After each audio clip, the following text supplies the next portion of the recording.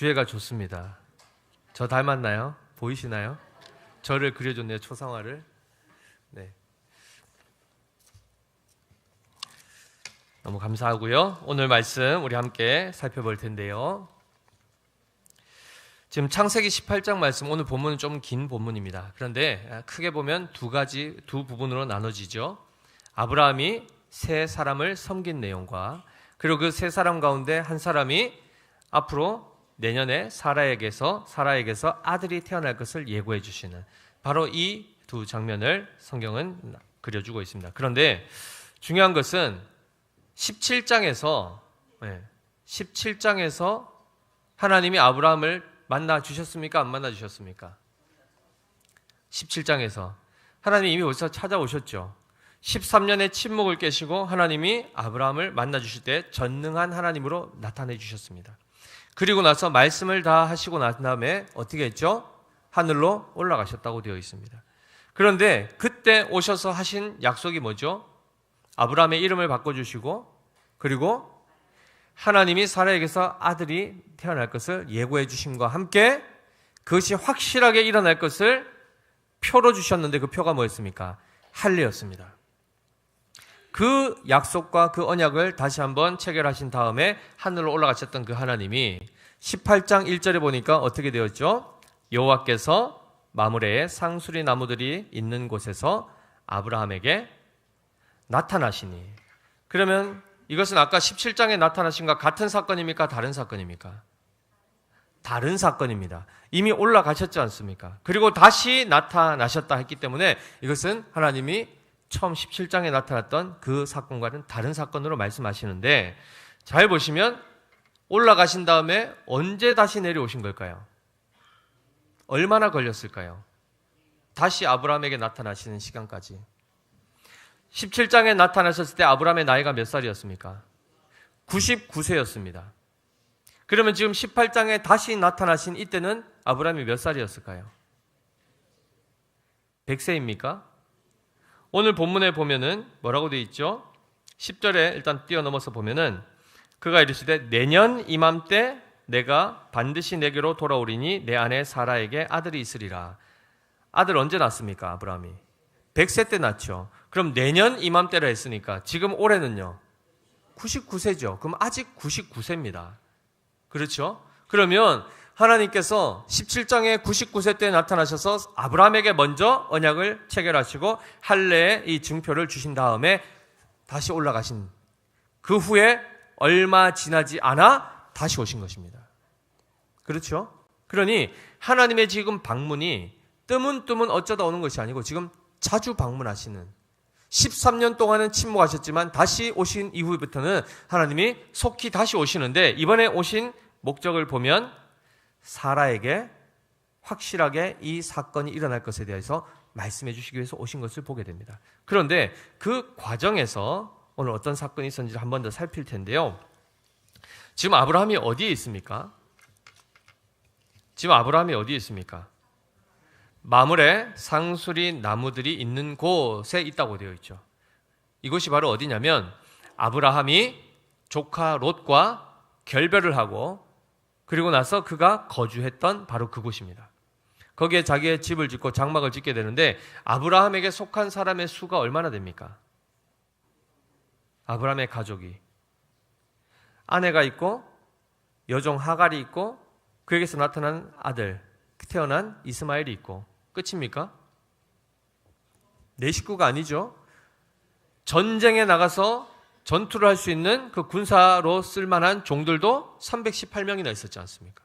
게다가 여종들까지 하면 거의 한 400명 정도 되는 큰 가정입니다. 한 족장처럼 그렇게 큰 무리를 이루고 살던 그가 지금 보니까 마므레 상수리 나무에 있는 곳에 있었는데, 날이 뜨거울 때에 그가 장막 문에 앉아 있다가 라고 이렇게 표현하고 있죠. 자, 날이 뜨거울 때 언제쯤 될까요? 계절로 보면 여름이겠죠. 시간대로 보면 하루 중에 제일 뜨거울 때 낮쯤이 되겠죠. 그죠? 아브라함이 주인으로서 전체 몇백 명 되는 그 식솔들을 또 이렇게 돌보는 가운데에 오전에 그가 열심히 일하고 날씨 자꾸 이렇게 해가 이제 시간이 낮 시간대로 이제 넘어가면서 더워지죠. 그러면 아브라함이 어떻습니까? 피곤하겠죠. 땀이 나죠. 그래서 잠시 휴식을 하기 위해서 그늘에 앉아 있는 겁니다. 그때에 어떤 일이 발생합니까? 눈을 들어 본즉 2절에 사람 셋이 맞은편에 서 있는지라 이렇게 되어 있습니다.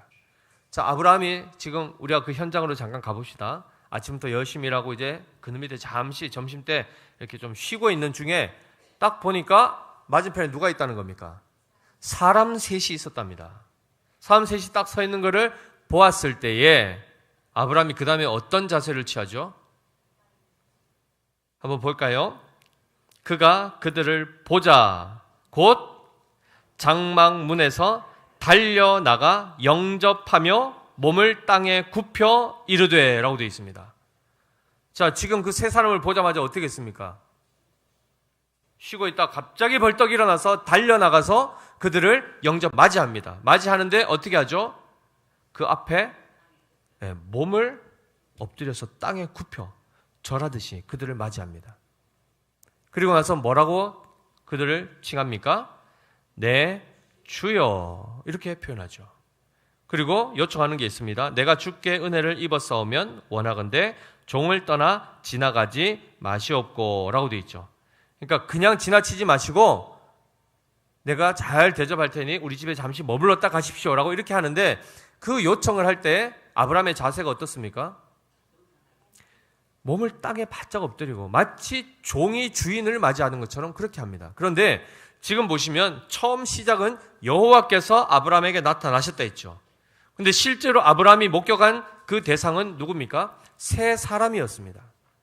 자, 이 부분을 두고 신학자들은 이것이 이제 삼위일체 하나의 예표다 이렇게 얘기하기도 하는데 그것은 아니고 우리가 히브리서 13장 2절 말씀을 잠깐 참고할 텐데요. 한번 보겠습니다. 같이 읽어볼까요? 시작. 손님 대접하기를 잊지 말라. 이로써 부지 중에 천사들을 대접한 이들이 있었느니라 라고 되어 있습니다. 아브라함의 사건을 두고 얘기하는 겁니다. 천사들을 대접한 이 아브라함인데 결국 지금 이 세 사람 중에 천사가 있다는 것입니다.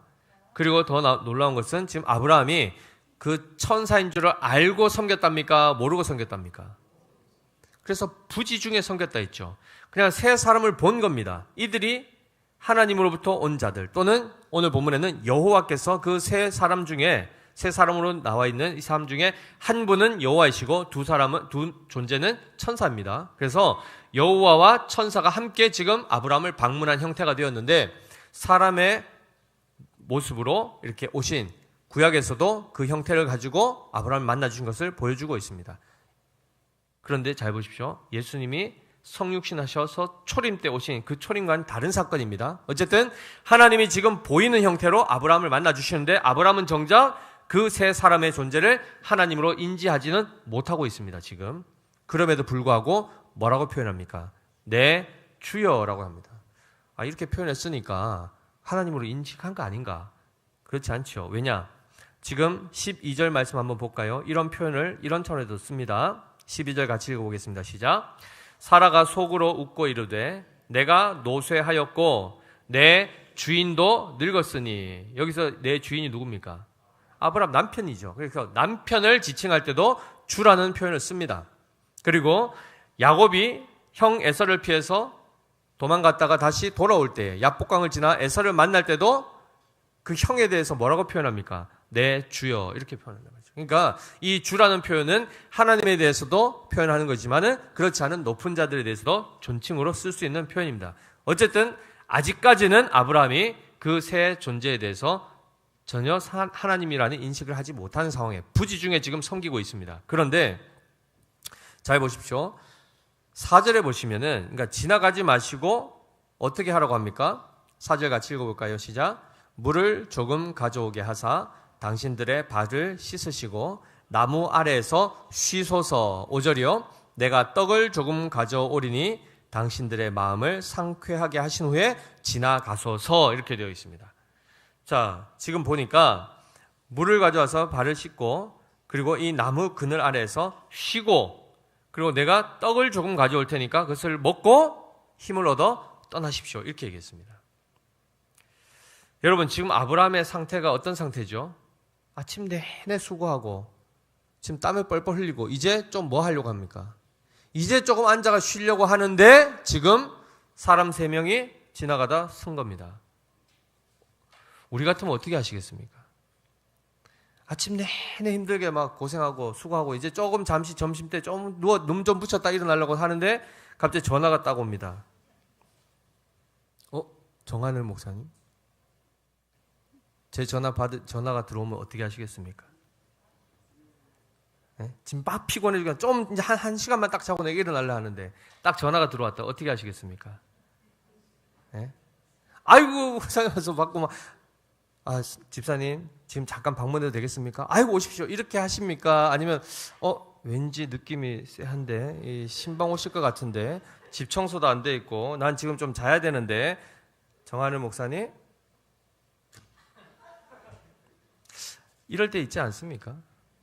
물론 꼭 저뿐만이 아니고 누군가가 내가 지금 피곤해서 내가 지금 휴식을 취하고 내가 지금 힘을 얻어야 돼 이때 누군가가 와가지고 또 내가 그를 섬겨야 되는 엄청난 노동력을 지급을 해야 되는 이런 상황에 딱 처하면 우리의 태도는 어떻죠? 하기 꺼려합니다. 일단 내가 좀 쉬고 회복하고 나서 힘이 있을 때 그때 하자라는 것이 보통 우리의 생각들이요 마음의 태도죠. 하나님 보실 때는 어떨까요? 그 마음의 태도. 뭐 나만 그런가? 다 그런데. 그것이 아니죠. 하나님의 사람에게 요구하시는 모습이 따로 있습니다. 아브라함의 지금 모습을 보십시오. 어쩔 수 없어서 하는 겁니까? 이 사람들 자칫 안 섬겼다가 보복당할까 봐 두려워서 하는 겁니까? 그렇지 않습니다. 그럼 내가 이 사람들 잘 섬기면 뭔가 하늘에서 신령한 복이 내려올까 봐 그것을 기대하고 하는 겁니까? 전혀 그것이 아닌 것을 보게 됩니다. 아브라함은 철저하게 그들이 쉼을 얻고 회복되는 그 자체를 기뻐하고 그것을 위해서 지금 그가 섬기고 있는 것을 볼 수 있습니다. 왜냐하면 잘 보십시오. 발을 씻고 쉬라고 하죠. 쉼. 원래는 자기가 쉬고 싶었던 거 아닙니까? 그 자리를 지금 내어주고 있습니다. 그리고 그들로 하여금 내가 얻고자 했던 그 쉼을 그들로 하여금 누리게 하면서 동시에 무엇까지 챙겨줍니까? 먹을 것까지 챙겨줍니다. 음식물을 가져오는데 그것을 먹고 어떻게 한다고요? 마음을 상쾌하게 한 후. 여기서는 이제 상쾌하다라고 표현했지만 원래 이 표현은 강건하게 하다, 회복시키다 이런 뜻입니다. 그러니까 그 사람들도 지금 여름 날씨에 더운데 그 한낮에 떼약볕에 지금 걸어가고 있지 않습니까? 이동하고 있으니 얼마나 곤비하고 지쳐 있겠습니까? 그럴 때 그 사람들을 바라보면서 마음에 긍휼함이 동하는 거죠. 자기는 그래도 집에서 이렇게 쉬고 쉴 수 있으니. 그러나 저 사람들은 여정을 떠나야 되는 사람들이니 그들의 중간에 고나여 지쳐 쓰러질까 봐 그들을 회복시키기 위해서 모든 것들을 지금 내어주는데 어디까지 내어주는가 한번 보겠습니다. 어느 정도로 섬기는지를 한번 보겠습니다. 6절을 볼까요? 아브라함이 급히 장막으로 가서 사라에게 이르되 무엇을 준비하랍니까? 고운 가루 세 스아를 준비하러 갑니다. 자, 그것으로 떡을 만들려고 하는데 우리 보통 섬김, 교우 소식에 딱 보면 이렇게 섬김해서 어느 집사님, 장로님 가정에서 떡을 섬기십니다. 이렇게 하죠. 그죠? 우리 120명 정도 되지 않습니까? 100인분 정도 떡 하려면은 밀가루 또는 쌀가루 몇 킬로 정도 있으면 됩니까? 보통 한 5대 한다 그러죠. 한 대가 몇 킬로입니까? 뭐 계산이 잘 안 될 텐데 잘 보십시오. 그래도 그렇게 막 한 5박스 오면 다 먹습니다. 그런데 잘 보십시오. 고운 가루 몇 스아요? 3스아. 이게 이제 무게 단위인데 스아는 양의 단위입니다. 에바라는 양의 3분의 1입니다. 그럼 이제 에바가 얼마 정도 되는지를 알아봐야 되겠죠? 약 22리터입니다. 그러니까 킬로그램으로 바꾸면 어떻게 돼요? 22kg. 쌀 한 푸대 22kg. 지금 몇 사람 먹입니까? 지금 3인분을 하는데 쌀 22kg. 이 밀가루 22kg. 그것도 그냥 가루가 아니고 고운 가루. 최상급의 밀가루를 가지고 지금 3명 먹고 남을 정도가 아니죠, 지금. 거의 싸질머지고 갈 정도로 지금 사라에게 그 떡을 준비하러 갑니다. 엄청나죠?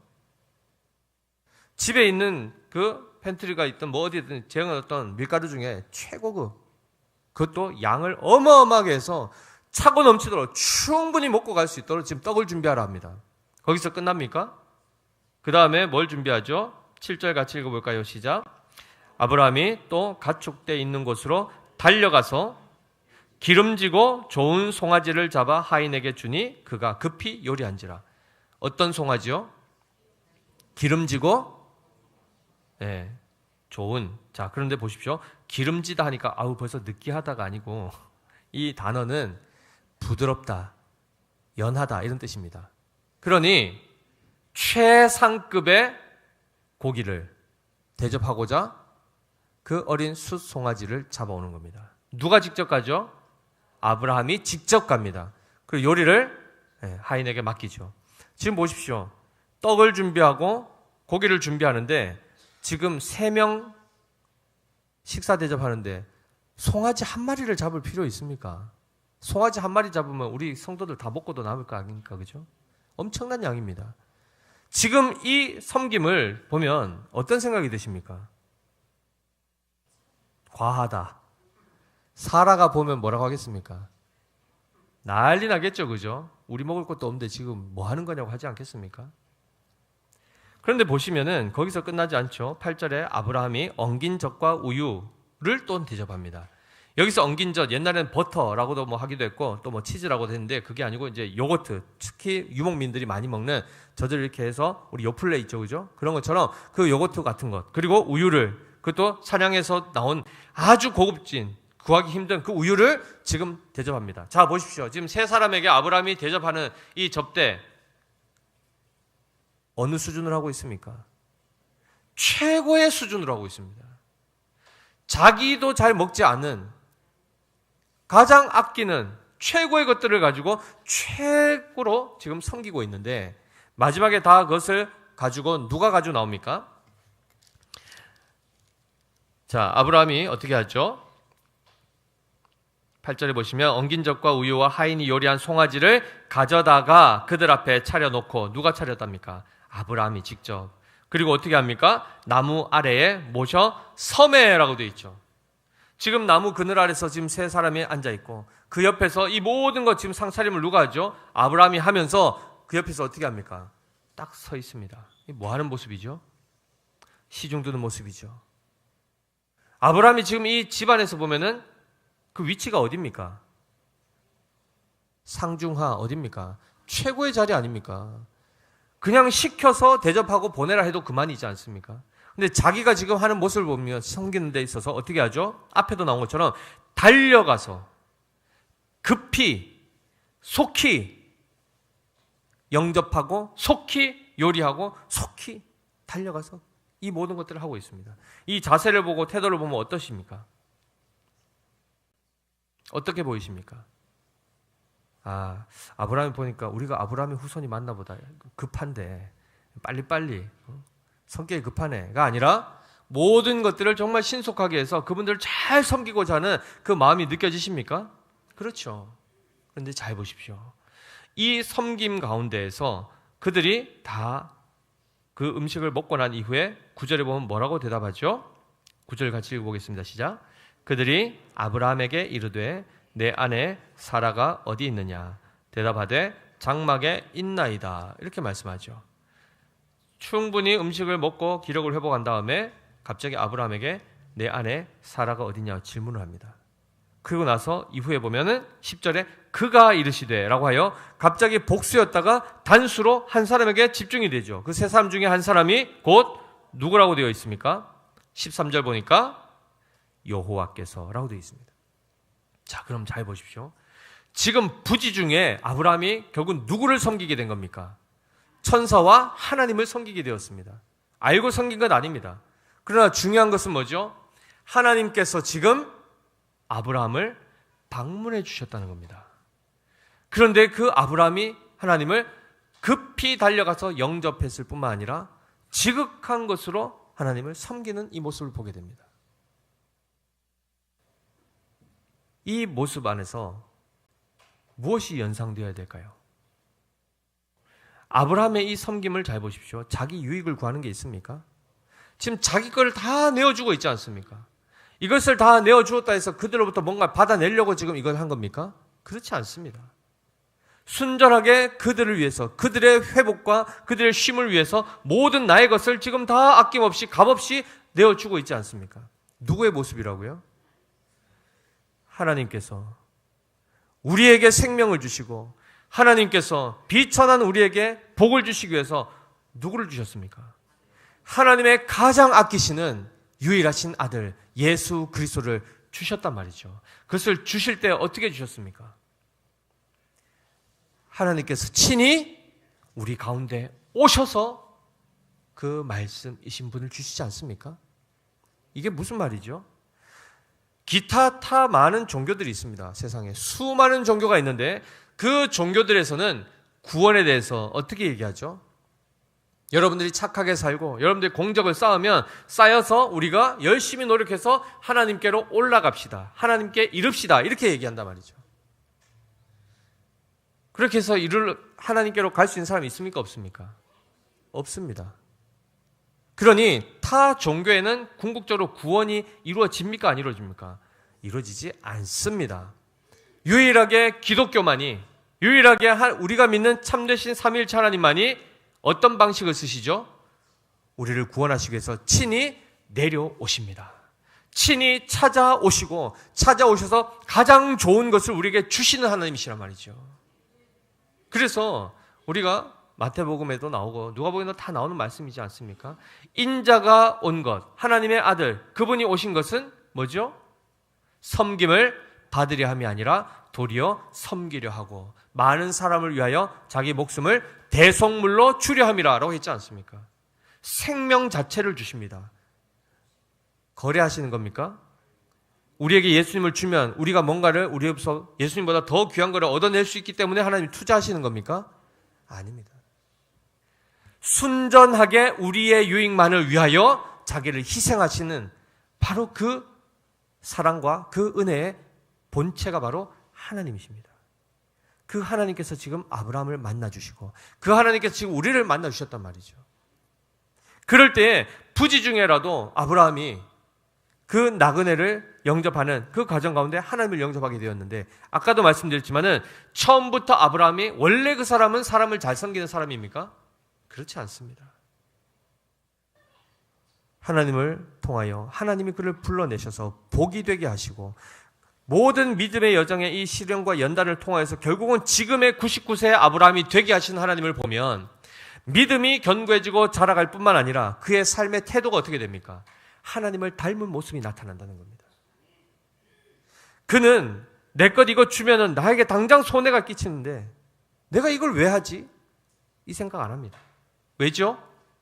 그는 이미 그의 부와 모든 것이 누구로부터 온 줄 압니까? 하나님으로부터.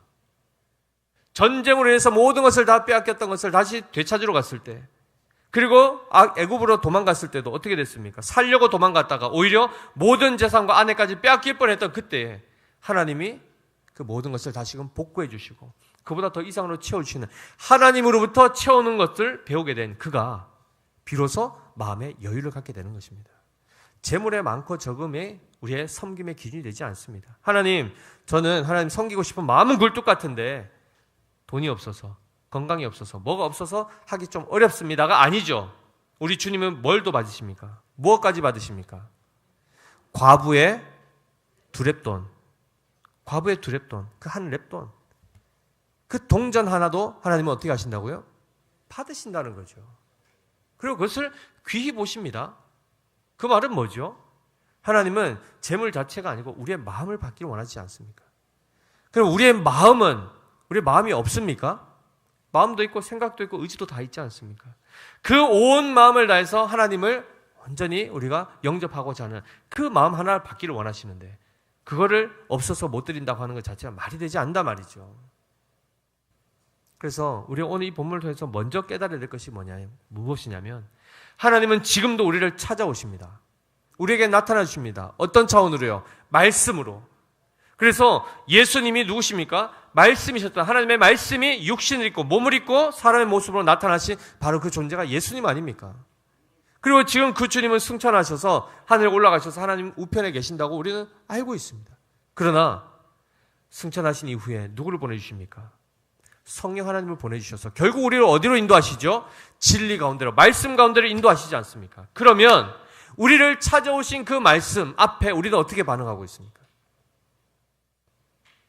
아브라함은 그 하나님이 그에게 찾아오셨을 때 하나님이 아닌 그냥 사람조차도, 나그네조차도 그는 겸손한 마음으로 달려나가 그를 지극정성으로 섬겼는데, 사람을 그 정도로 섬길 아브라함이라면 하나님을 만났다면 어떻게 했겠습니까?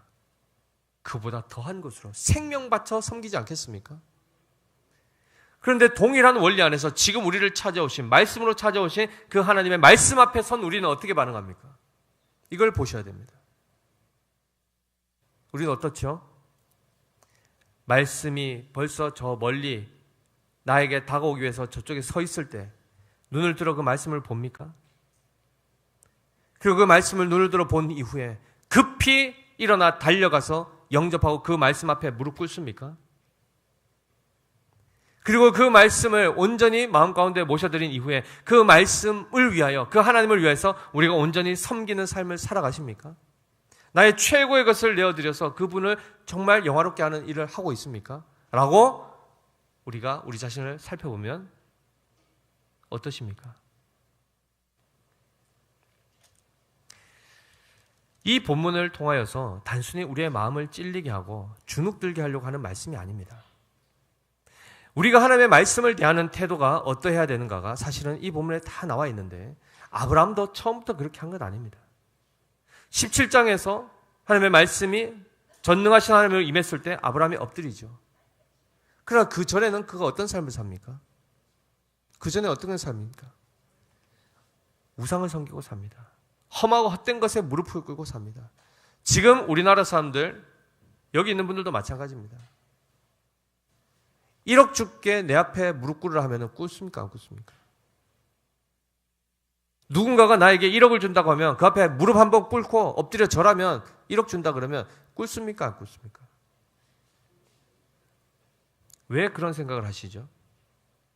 왜 꿇을 수 있죠?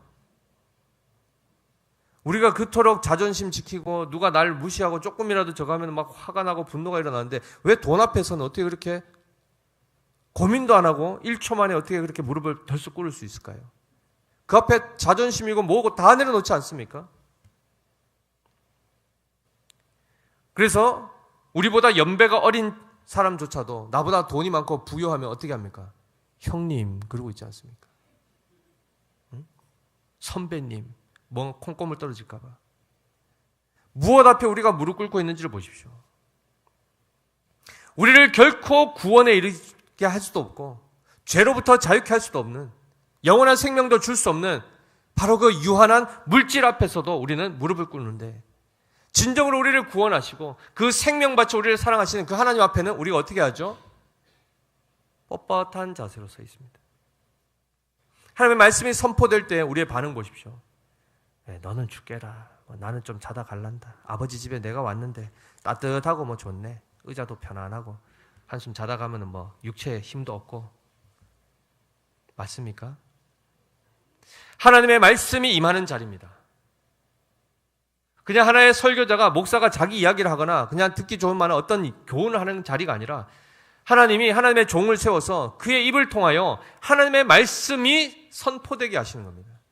그 말 자체가 곧 하나님의 말씀이 우리를 찾아오시는 것이죠. 그럴 때 우리가 어떻게 됩니까? 이 자리에 나옴에 있어서도 귀찮아 죽겠는데 아침부터 막 피곤한데 어제 늦게까지 잤는데 터덜터덜 그냥 걸어 나와가지고 하나님 말씀보다 핸드폰, 말씀 듣다가도 핸드폰 오면 바로 나가시죠. 하나님의 말씀에 대한 가치가 바닥을 치고 있습니다. 그리고 하나님의 말씀에 대한 우리의 태도가 어떤지를 우리의 삶을 통해서 다 보고 있죠. 우리는 하나님의 말씀을 사랑하지 않습니다. 존중하지 않습니다. 사람보다, 나의 정말 중요한 VIP 손님보다도 하찮게 대하는 것이 우리입니다. 그저 와서 한번 말씀 들어주고 뭐 좋은 말이면 괜찮고, 아이고 뭐 이렇게 또 지루하나, 오늘따라 왜 이렇게 재직해둬야 되는데 설교가 기나, 온갖 얘기를 다 할 수 있습니다. 그러나 아브라함은 99세에 이르렀을 때 하나님의 말씀 앞에 그는 겸손한 마음으로 서게 되고, 그 말씀을 온전히 영접할 뿐만 아니고 그 말씀 앞에 섬기는 자로 서 있습니다. 이렇게 살아갈 수 있는 자체가 복입니다. 이걸 해서 뭔가를 받아내는 것이 아니라 교만한 마음이 험하고 헛된 것에 무릎 꿇던 우리가 진정으로 최고의 존엄이요 최고의 가치가 되시는 바로 그분을 알아보고 그분 앞에 엎드려 그분을 영접하고 섬길 수 있는 그러한 존재가 되는 것 자체가 복이란 말이죠. 그래서 요한복음 1장 12절 말씀이 어떻게 됩니까? 영접하는 자 곧 그 이름을 믿는 자들에게는 하나님의 자녀가 되는 권세를 주셨으니라고 하지 않습니까? 한 말씀도 놓치지 않기 위해서 그 말씀이 무엇이라 말씀하는지 그 말씀이 내 안에 거하실 때 내 안에서 역사하시사 나를 새로운 존재가 되게 하시는 바로 그 생명의 말씀, 능력의 말씀을 오늘도 사모하여 이 자리에 나왔다면 잘하신 것입니다. 그렇다면 18장의 아브라함의 수준까지 오신 것입니다. 그러나 아직 18장에 이르지 않으신 분들은 부지런히 17, 12, 13, 14 11, 12, 14에서 쭉 해서 빨리 18장까지 오시기 바랍니다. 이것이 복입니다. 하나님의 말씀 앞에 오늘도 그냥 좋은 얘기 듣고 한 귀로 듣고 흘리고 그냥 그것이 아니라 진정으로 그 말씀을 붙들고 그 앞에 순종하며 살아가는 삶, 이것이 얼마나 우리에게 복인지를 성경은 끊임없이 말씀해 주고 있죠. 그 가운데 하나님이 어떻게 하시죠? 처음에는 아브라함이 그들을 그저 사람으로 생각했지만 9절에서 아브라함에게 요청하는 이들의 이야기를 듣고 그때부터 물음표가 떠오릅니다. 왜냐? 아브라함에게 말하죠. 그들이 뭐라고 하죠? 9절에 내 아내 사라가 어디 있느냐 이렇게 얘기합니다. 이전에 방문했던 자들이 아니지 않습니까? 초면 아닙니까? 그런데 처음 보자마자 내 아내가 어디 있느냐 이렇게는 물을 수 있겠지만 내 아내 사라가 어디 있느냐 이렇게 묻는다는 것 자체는 좀 이상하지 않습니까? 낯선 사람들이 어떻게 내 아내 이름을 알지? 당연히 의심이 들죠. 그런데 어떻게 알 수 있습니까? 이 존재 자체가 전지하신 하나님 아니십니까? 그의 아내가 누군지 그의 생각이 무엇인지 다 아시는 분이십니다. 그래서 아내를 묻죠. 아내가 어디 있는지 묻습니다.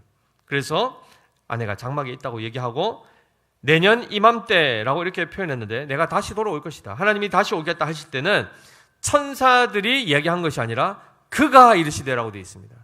하나님이 우리에게 주시는 복의 약속은 하나님이 직접 하십니다. 그리고 그 약속을 본인이 직접 이루십니다. 그래서 10절에 갑자기 주어가 그들에서 그로 바뀌게 되죠. 그래서 그가 이르신 내용이 뭐죠? 내년 이맘때입니다. 내년 이맘때 내가 반드시 내게로 돌아오리니 내 아내 사라에게 아들이 있으리라 하시니라. 잘 보십시오. 여기서 내년 이맘때면 계절적으로 언제가 될까요? 지금 언제 오셨다고요? 한참 뜨거울 때 여름이 왔습니다. 그럼 내년 이맘때면요? 여름이겠죠. 그런데 사실은 이 본문은 내년 이맘때라는 이 번역이 조금 번역적으로 오류가 있다는 차원보다는 조금 더 잘 번역하면 이렇게 됩니다. 카에트하야라는 이 단어인데 생명의 때입니다. 그 말은 무슨 말이냐면 소생하는 신선한 때입니다. 계절로 보면 언제일까요? 봄이죠. 봄이니까 당연히 지금 여름을 기점으로 연도로 보면 내년이 되는 겁니다. 즉 내년 봄에 모든 만물이 소생하는 그 생명의 때에 내가 다시 올 것이고 그때 이삭이 태어날 것을 얘기하는 겁니다. 봄에 태어났다고 하니까 몇 월쯤 태어났을까요? 없습니다. 성경에 안 나와 있지 않습니까? 그러니까 3월이냐 4월이냐 하지 마시고 나도 봄에 태어났는데 나도 이런 거 생각하지 마시고 반드시 지금 이 말씀이 선포된 그때로부터 정확하게 1년이 아니죠. 그죠? 여름부터 시작했으니까 딱 아이가 잉태하여 출산할 때까지 그 기간 후에 돌아오셔서 이삭이 출생케 하시겠다라고 말씀하신 겁니다. 자, 그랬더니 사라가 이야기를 저쪽에서 몰래 듣고 있다가 어떻게 반응합니까? 12절 보십시오. 같이 읽습니다. 시작. 사라가 속으로 웃고 이르되 내가 노쇠하였고 내 주인도 늙었으니 내게 무슨 즐거움이 있으리요. 이렇게 얘기합니다. 자, 웃고 이야기했는데 어디서 했다고요? 속으로 했습니다. 속으로 했으니 겉으로는 드러납니까? 안 드러납니까? 표정 하나 안 바뀌죠. 못 들은 척하고 있었습니다. 그런데 이 속으로 웃고 했던 얘기를 아까 그 세 사람 중에 한 사람이었던 곧 여호와께서 그것을 아시고 13절에 이렇게 반문하시죠. 같이 읽어볼까요? 시작. 여호와께서 아브라함에게 이르시되 사라가 왜 웃으며 이르기를 내가 늙었거늘 어떻게 아들을 낳으리요 하느냐 이렇게 말씀합니다. 하나님이 그의 생각을 아시죠. 아브라함의 생각도 아셨습니다. 아브라함이나 지금 사라나 비슷하죠. 그런데 그들의 생각을 다 드러내십니다. 그 다음에 14절에 뭐라고 하시죠? 여호와께 능하지 못한 일이 있겠느냐? 기한이 이를 때에 내가 내게로 돌아오리니 사라에게 아들이 있으리라. 정확하게 이렇게 말씀합니다. 자, 그러자 사라가 그 지적을 받고 나서 어떻게 반응합니까? 15절 같이 읽습니다. 시작. 사라가 두려워서 부인하여 이르되 내가 웃지 아니하였나이다. 웃은 것도 지금 모자라서 뭐까지 합니까? 거짓말도 아니고 거짓말, 그죠? 아주 더 심해 보이는 거짓말을 하죠. 왜 그랬다고요? 두려워하여서. 뭐에 대한 두려움이죠? 자기의 죄가 드러나니, 죄가 드러나면 당장 우리는 본능적으로 형벌이 따를 거라고 생각합니다. 그러니 그 형벌을 면하고자 뭘 하죠? 부인해버리는 겁니다. 우리의 모습 비슷하지 않습니까? 하나님이 우리의 생각, 우리 안에 있는 것을 드러내주는 이유는 뭐죠? 그 죄를 드러내 주셔서 뭐 하시기 위함입니까? 심판이 아니지 않습니까? 치료가 목적 아니겠습니까? 우리가 왜 병원에 가서 엑스레이 찍고 MRI 찍고 CT 찍고 왜 그렇게 합니까?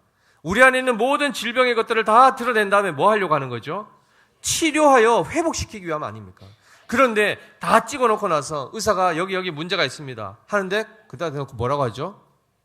그걸 인정하지 아니하고 나는 괜찮다 스스로 얘기한들 괜찮아지는 겁니까? 괜히 병이 드러날까 봐 병원 안 가서 검사 안 하시는 분들 계시죠? 왜요? 두려워서. 병이 있다라고 얘기할까 봐 두려워서. 그것이 아니라 오히려 검증하고 검사하여 빨리 발견하여 빨리 치료하는 것이 복입니다. 그렇겠죠? 하나님께서 지금 사라에게 그의 모든 속의 생각과 그가 하는 행동들을 다 드러냈을 때 사라가 거기서 어떻게 반응했다고요? 그것을 부인하고 오히려 거짓말을 하면서 안 웃었습니다. 하니 하나님이 뭐라고 하십니까? 그래? 내가 잘못 봤나 보다. 이렇게 하십니까? 15절 끝에 뭐라고 하시죠? 아니라 네가 웃었느니라. 정확하게 그의 불신앙과 그의 죄에 대한 부분을 다루어 주십니다. 목적은 무엇일까요?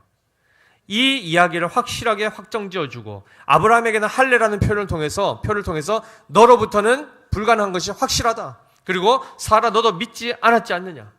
너도 네가 노쇠하다는 것을 확실히 얘기했고 이것을 불신하고 웃었지 않느냐? 그것을 정확하게 딱 그들의 수준을 깨닫게 한 다음 그 다음에 내년 이맘때 즉 봄에 이삭을 실제로 품에 안았을 그때에 아브라함과 사라는 어떻게 되었을까요? 어떻게 되었을까요? 민망하죠, 그죠? 자기들은 안 된다고 했던 것이 하나님 말씀대로 되었지 않습니까? 비록 불신앙으로 하나님 앞에 반응했던 그때가 있었지만 결국 하나님은 그들의 불신앙을 넘어서서 하나님의 약속을 신실하게 이루시지 않습니까? 그 일로 인해서 결국 아브라함과 사라는 강력한 믿음의 사람이 됩니다. 자기의 생각을 초월해서 일어나는 일들조차도 하나님이 말씀하신다면 반드시 이루어질 것을 믿고 확신하며 그것을 증언하는 자들이 되는 것입니다. 아멘이시죠? 그래서 사랑하는 성도 여러분, 말씀을 우리가 대할 때에 말씀이 찾아오고 내가 말씀을 받아들일 때에 그 말씀이 우리 안에 오심으로 인하여 내 속에 있는 죄성들과 악한 생각들과 모든 이런 행실들이 드러나면 어떻게 반응해야 됩니까? 어떻게 반응해야 됩니까? 사람은 속일 수 있죠. 그러나 하나님은 속일 수 없습니다. 그렇기 때문에 그 앞에서 어떻게 해야 되죠? 오히려 그 부분을 인정하고 하나님 제가 잘못했습니다. 하나님 용서해 주시고 돌이키게 하시고 회복시켜 주시옵소서. 이렇게 기도하며 하나님 앞에 서야 되는 것이 합당하겠죠. 그래서 시편 10장 13절에 이렇게 되어 있습니다. 어찌하여 악인이 하나님을 멸시하여 그의 마음에 이르기를 주는 감찰하지 아니하리라 하나이까 라고 되어 있습니다. 하나님이 우리를 절대 알 수가 없다. 하나님이 내 속을 어떻게 알겠노? 라고 생각하는 사람들의 특징이 뭐라고요? 하나님을 멸시하는 자들이라는 거죠. 그것이 누굽니까? 악인들. 우리는 성도라면 하나님이 지금 내가 무슨 생각하는지, 내가 하나님 말씀 앞에 어떻게 반응하고 있는지, 내가 주님을 어떻게 생각하고 대하고 있는지 아십니까? 모르십니까? 아십니다. 혹여나 귀찮으십니까? 하나님 섬기는 것, 하나님 만나는 게 번거로우십니까? 말라기의 말씀들이 그 찾아오신 하나님에 대해서 번거로워했던 이스라엘 백성의 실체를 드러내 주었습니다. 광야에서 이스라엘 백성들 매일마다 내려오는 만나를 먹으면서도 생존하는 가운데 그들이 먹다 보니 나중에 어떻게 했다고요? 그 만나에 대해서도 하찮은 음식이라는 표현을 씁니다. 지겹다는 겁니다. 오늘 이 말씀을 우리가 다시 받는 입장에서 우리 자신을 돌아보십시오. 내가 하나님 말씀 지금 어떻게 바라보고 대하고 있는가? 말씀을 귀찮아하고 어려워하고 힘들어하고 멀리하고 있는지, 아니면 한 말씀 한 말씀을 정말 마음에 잘 새기고 그 말씀의 실체가 되시는 예수 그리스도를 정말 마음에 품고 그분을 늘 섬기며 기쁨으로 그분과 동행하기를 원하고 있는지 돌아보시며, 그 마음이 우리 안에 없다면 우리가 어떻게 해야 됩니까? 하나님 앞에 은혜를 구하는 것입니다. 하나님, 저의 마음을 돌이켜주시고 제가 정말 하나님의 말씀을 사랑하고 그 하나님 말씀대로 순종할 수 있는 믿음의 사람이 되게 하여 달라고 기도해야 되는 것입니다. 아멘이시죠? 한 주간을 살면서 이웃을 섬기는 거 잘해야 되죠. 그러나 더 본질적으로는 하나님의 말씀이신 하나님을 우리가 잘 섬기는 가운데 그 은혜 안에서 많은 이들을 또한 기쁨으로 자원하는 마음으로 넉넉하게 섬기며 살아가는 우리가 되야 될 줄 믿습니다. 이 은혜가 우리 모든 믿음의 교회 성도들에게 충만하시기를 예수님으로 축복합니다. 기도하겠습니다.